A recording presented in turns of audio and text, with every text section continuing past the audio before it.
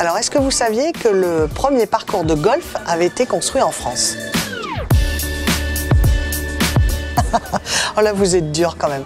Il y a quand même 400 000 licenciés, environ 1 million de pratiquants. Alors c'est vrai que la France n'est pas une nation de golf. Le golf coche pas mal de cases, notamment sport de riche. C'est vrai que l'équipement n'est pas donné, mais la Fédération française de golf fait beaucoup. Ils ont construit une centaine de petits golfs de proximité pour justement attirer de nouveaux pratiquants.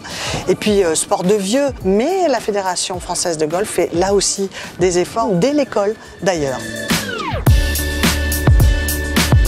En fait, le golf manque d'une véritable locomotive, comme le tennis l'a eu avec un Yannick Noah ou un Henri Lecomte, et qui ont carrément permis au tennis de se démocratiser et d'être connu partout et de susciter des vocations. Alors, les vraies grosses stars, il y en a une surtout, hein, c'est évidemment Tiger Woods, l'Américain revenu de quasiment nulle part. Et je peux vous dire que le spectacle était au rendez-vous dès mardi aux premiers entraînements, avec une foule qui le suivait, qui suivait sa progression sur les parcours. C'était vraiment impressionnant.